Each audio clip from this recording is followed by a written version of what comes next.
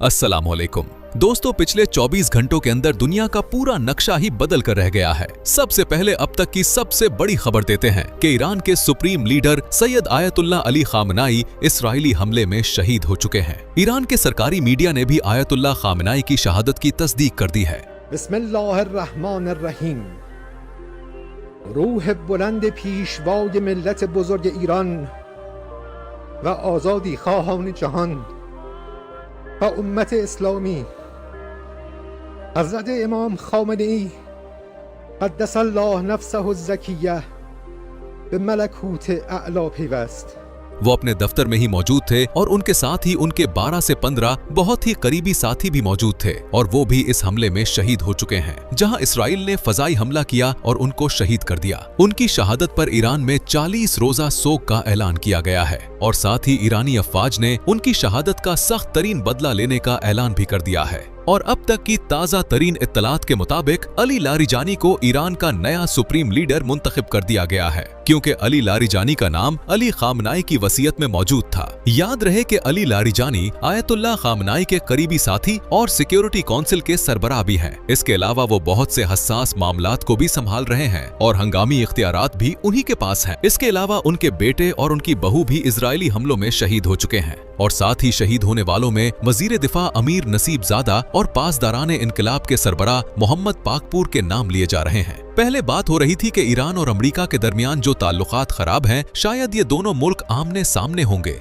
लेकिन अब ये जंग ज्यादा मुल्कों की तरफ जाना शुरू हो चुकी है। ईरान की इसराइल और अमेरिका के साथ ये जंग खतरनाक मराहिल में दाखिल हो चुकी है और ईरान ने भी अपने खतरनाक और मोहलिक मिसाइलों की बारिश शुरू कर दी है। खलीजी ममालिक में जहां जहां अमरीकी एयर बेसेस हैं या जहां जहां अमरीकी मौजूद हैं, ईरान वहां अपने मिसाइल दाग रहा है और इसराइल को भी मुसलसल निशाना बना रहा है। बहुत से लोगों का ये भी कहना है कि डोनाल्ड ट्रंप ने ईरान पर हमला इसलिए भी किया है कि जेफरी एप्स्टीन वाला मसला डोनाल्ड ट्रंप के लिए एक खतरा बनता जा रहा था। इसी वजह से इससे तवज्जो हटाने के लिए डोनाल्ड ट्रंप ने ईरान पर हमला किया। ईरान की जानिब से गालिबन पहली दफा दुबई और अबू ज़हबी भी टारगेट किए जा रहे हैं और इसकी बड़ी वजह यह है कि वहां अमरीकी अफवाज की मौजूदगी है। मुत्तहिदा अरब अमारात के शहर दुबई में एक बार फिर धमाकों की आवाजें सुनी गई हैं, जिसके बाद एयर डिफेंस सिस्टम ने मुताद्दिद मिसाइलों को नाकारा बना दिया। लेकिन ईरान एक वक्त में एक मिसाइल नहीं चलाता, बल्कि दर्जनों के हिसाब से मिसाइल दागता है। एंटी मिसाइल सिस्टम एक वक्त 5, 6 या 10 मिसाइलों को रोक सकता है, मगर उनमें से कोई एक मिसाइल बच निकलता है और अपने हदफ को निशाना बना लेता है।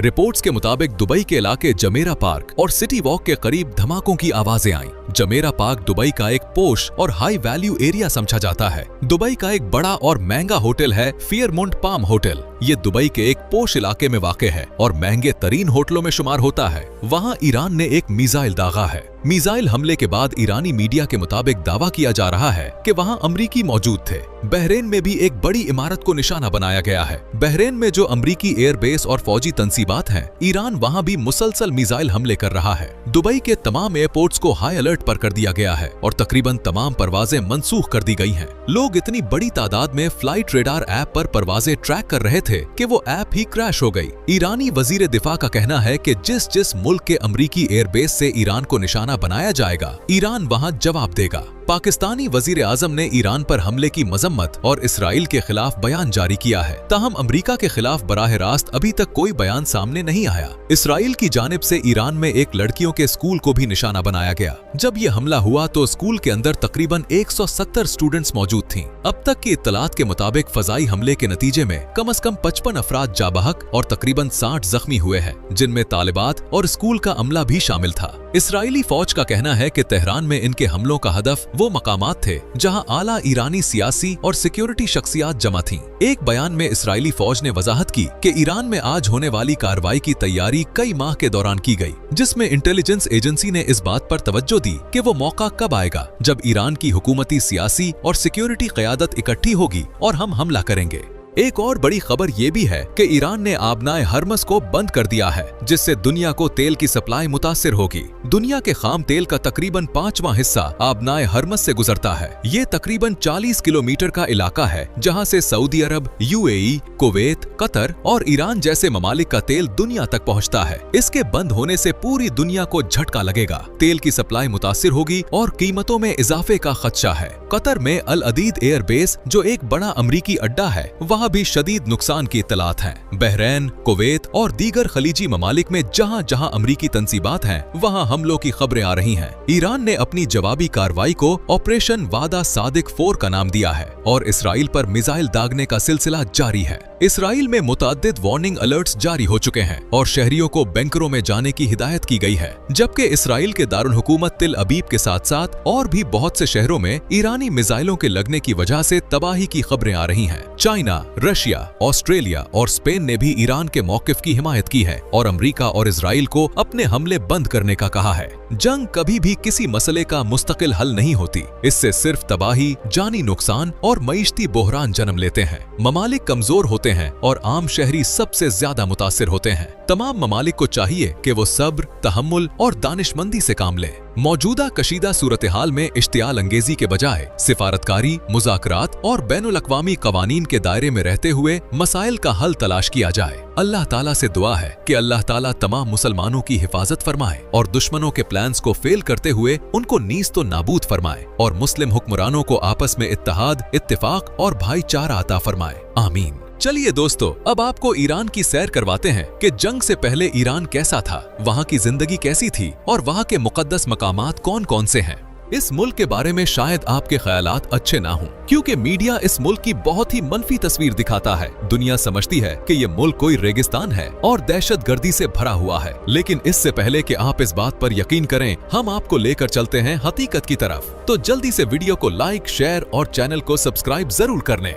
इस मुल्क का ऑफिशियल नाम इस्लामिक रिपब्लिक ऑफ ईरान है। तारीख में ईरान को फारिस के नाम से जाना जाता था और आज भी इस मुल्क के एक सूबे का नाम फारिस है। ये मुल्क न सिर्फ खूबसूरत है बल्कि हैरानकुन हद तक सस्ता भी है। इतना सस्ता कि सुनकर आपको यकीन ही नहीं आएगा। अगर हम ईरान की आबादी की बात करें तो आज ईरान की टोटल आबादी तकरीबन 9 करोड़ 24 लाख के करीब है और आबादी के लिहाज से ये मुल्क दुनिया में 17 नंबर पर आता है और रकबे के हिसाब से भी ईरान एक बहुत बड़ा मुल्क है, जिसका कुल रकबा तकरीबन 16,48,195 मुरब्बा किलोमीटर है और इस एतबार से भी ईरान दुनिया में 17 नंबर पर मौजूद है। ईरान का सरकारी मजहब इस्लाम है। मुल्क की टोटल आबादी के तकरीबन 93% लोग शिया मसलक से ताल्लुक रखते हैं, जबकि 5% के करीब सुन्नी मसलक से ताल्लुक रखते हैं। इसके अलावा ईरान में तकरीबन 3,000 मसीही और 10,000 के करीब यहूदी भी आबाद हैं। इंतजामी तौर पर यह मुल्क 31 सूबों में तकसीम किया गया है। यहाँ की करेंसी को ईरानी रियाल कहते हैं और इसकी कीमत बहुत कम है। पाकिस्तानी 1 रुपए के बदले तकरीबन 150 ईरानी रियाल और इंडियन 1 रुपए के बदले तकरीबन 470 ईरानी रियाल मिलते हैं।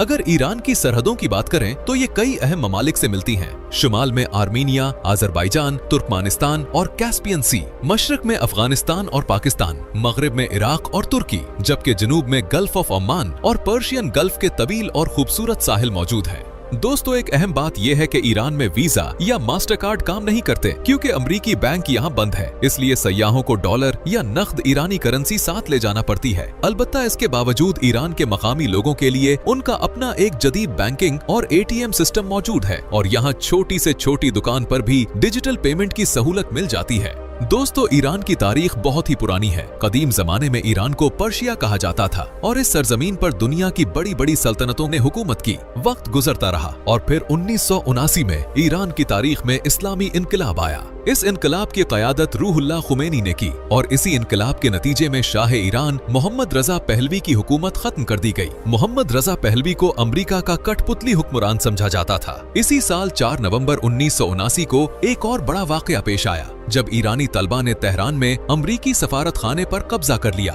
और 52 अमरीकी सिफारती एहलकारों को यरगमार बना लिया। ये लोग तकरीबन 444 दिन तक कैद में रहे और आखिरकार 20 जनवरी 1981 को रिहा किए गए। इसी वाक़े के बाद ईरान और अमरीका के ताल्लुकात मुकम्मल तौर पर खराब हो गए और अमरीका ने ईरान पर सख्त मुआशी पाबंदियां लगा दी क्योंकि अब ईरान में अमरीका की हिमायत याफ्ता हुकूमत खत्म हो चुकी थी। अगर हम आज इस मुल्क की क़यादत की बात करें तो ईरान के मौजूदा supreme leader Ayatollah Syed Ali Khamenei हैं। उनका शुमार दुनिया की सबसे ताकतवर शख्सियात में होता है। ये 1999 में इमाम खुमैनी की वफात के बाद सुप्रीम लीडर मुंतखब हुए और आज तक यही सुप्रीम लीडर हैं। अब बात करते हैं ईरान से स्मगलिंग की, जो बहुत ज्यादा मशहूर है। दोस्तों, ईरान से पाकिस्तान में सबसे ज्यादा ईरानी डीजल स्मगल होता है। ईरानी हुकूमत अवामी फलाह बहबूद के लिए तेल पर भारी सब्सिडी देती है। यही वजह है कि ईरान में पेट्रोल और डीजल की कीमत बहुत कम है। पाकिस्तानी रुपयों में 1 लीटर पेट्रोल की कीमत तकरीबन 8 से 9 रुपए तक है, यानी तकरीबन 100 रुपए में आपकी टैंकी भर जाती है। इसके बरक्स पाकिस्तान में यही डीजल 260 से 270 रुपए फी लीटर में फरोख्त होता है, यानी 1 लीटर ईरानी तेल पर 250 रुपए से भी ज्यादा मुनाफा। इससे आप अंदाजा लगा सकते हैं कि ईरानी तेल इतना ज्यादा क्यों स्मगल होता है। दोस्तों, ईरान से पाकिस्तान में डीजल स्मगलिंग के लिए इस्तेमाल होने वाले रास्ते इंतहाई खतरनाक और खुफिया होते हैं। ये स्मगलिंग ज्यादातर बलोचिस्तान के सरहदी इलाकों पंजगूर, माशकेल, नोशकी और गवादर के जरिए की जाती है। इन इलाकों में सैकड़ों छोटे छोटे रास्ते मौजूद हैं, जिन्हें मकामी स्मगलर्स बड़े अच्छे तरीके से जानते हैं। डीजल को छोटे छोटे टैंकर्स और मोटरसाइकिलों पर सरहद पार लाया जाता है। कई मकामात पर तो स्मगलर्स पैदल चलकर भी डीजल के ड्रम्स लाते हैं और सरहदी इलाकों में मौजूद खुफिया गोदामों में जखीरा करते हैं। इन रास्तों पर दिन की रोशनी और रात की तारीकी में मकामी रहनुमाई और सिक्योरिटी एहलकारों की मदद से बड़ी मिकदार में डीजल पाकिस्तान की हुदूद में दाखिल होता है। बाज़ औक़ात डीजल के ये काफले बराह रास्त पेट्रोल पंप्स तक पहुंचा दिए जाते हैं या फिर छोटे ताजरों और ट्रांसपोर्टर्स को फरोख्त किया जाता है। ईरान हमारा हमसाया मुल्क है और इतना सस्ता तेल होने के बावजूद पाकिस्तानी हुक्मरान अमेरिका के डर और पाबंदियों की वजह से ईरान से तेल नहीं खरीदते,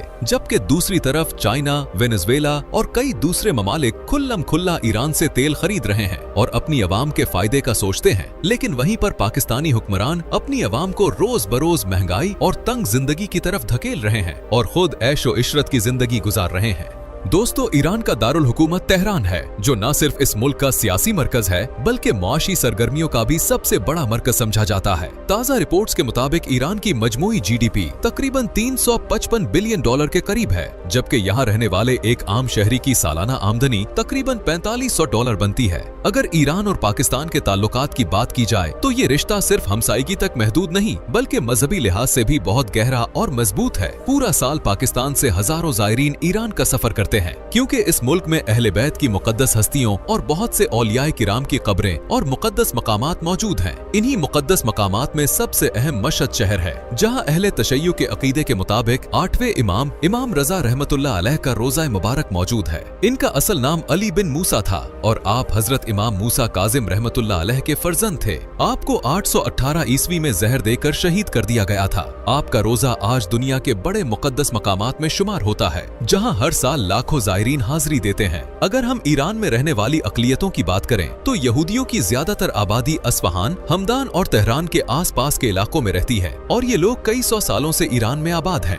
इसके अलावा तकरीबन 40 से 50 हजार के करीब पाकिस्तानी भी ईरान में रोजगार के सिलसिले में रहते हैं, जो मुख्तलिफ शोबों में काम करके अपनी जिंदगी गुजार रहे हैं। ईरान में इंडियन कम्युनिटी भी मौजूद है, लेकिन उनकी तादाद बहुत कम है। अब अगर ईरान की फौजी ताकत की बात करें तो ग्लोबल फायर पावर इंडेक्स की दर्जाबंदी के मुताबिक ईरान की फौज दुनिया में तकरीबन 14 नंबर पर आती है। ईरान की फौज में लगभग 5,82,000 के करीब एक्टिव फौजी मौजूद है, जबकि फजाई ताकत में तकरीबन 300 फाइटर जेट तैयारे और 100 के करीब हेलीकॉप्टर शामिल हैं। बहरी ताकत की बात की जाए तो ईरान के पास तकरीबन 100 के करीब बहरी जहाज मौजूद हैं। इसके अलावा ईरान के दिफाई निजाम में 1000 से ज्यादा बैलिस्टिक मिसाइल और तकरीबन 1000 ड्रोन भी शामिल हैं, जो इसकी फौजी ताकत को मजीद मजबूत बनाते हैं। जहां तक एटमी ताकत का ताल्लुक है तो कुछ रिपोर्ट्स के मुताबिक ईरान एटम बम बनाने की सलाहियत के तकरीबन 95% मरहले तक पहुंच चुका था। लेकिन हालिया इसराइली हमलों के बाद इस प्रोग्राम को कितना नुकसान पहुंचा है, इस बारे में हतमी तौर पर कुछ भी कहना मुमकिन नहीं,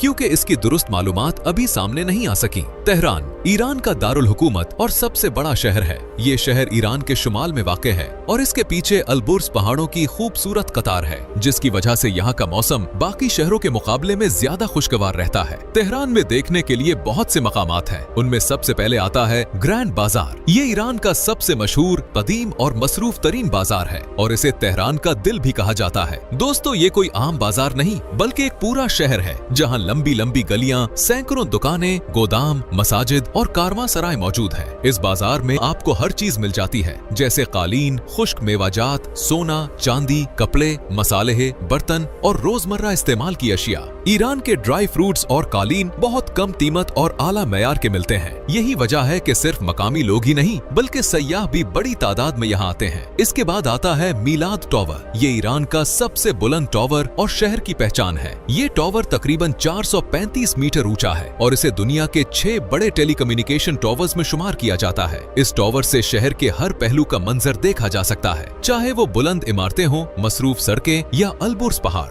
रात के वक्त जब पूरा शहर रोशन होता है तो मीलाद टॉवर से ये मंजर वाकई दिल को छू लेने वाला होता है। इसके बाद आता है आजादी टॉवर। ये ईरान के दारुल हुकूमत की पहचान भी समझा जाता है। ये टॉवर 1971 में बनाया गया था ताकि ईरान की 2500 साला तारीख और सकाफत को याद रखा जा सके। आजादी टॉवर का डिजाइन भी निहायत मुनफरिद और खूबसूरत है। इसके बाद गोलिस्तान पैलेस जो तेहरान का एक तारीखी और शानदार शाही महल है। इसके बाद तबीयत ब्रिज जो शहर के सबसे खूबसूरत और जदीद मकामात में से एक है। अब चलते हैं अस्फहान की तरफ जो ईरान का एक तारीखी और खूबसूरत शहर है जिसे अक्सर लोग निस्फ जहान यानी दुनिया का आधा हिस्सा भी कहते हैं, क्योंकि ये शहर अपनी कदीम इमारतों और सकाफती विरसे के लिए दुनिया भर में मशहूर है। अस्फहान में सबसे मशहूर जगह नक्शे जहान स्क्वायर है जो ईरान और दुनिया के बड़े चौकों में शुमार होता है। इसके इर्द गिर्द शेख लुत्फुल्लाह मस्जिद, इमाम मस्जिद और आली कापू महल जैसे तारीखी शाहकार मौजूद हैं, जिन्हें देखकर आप ईरान की अजमत और फन्ने तामीर की महारत को महसूस कर सकते हैं। इसके बाद आता है वांग कैथीड्रल। ये अस्फहान का एक मशहूर और तारीखी चर्च है जो ईरान में आर्मीनी मसीही आबादी के लिए बनाया गया था।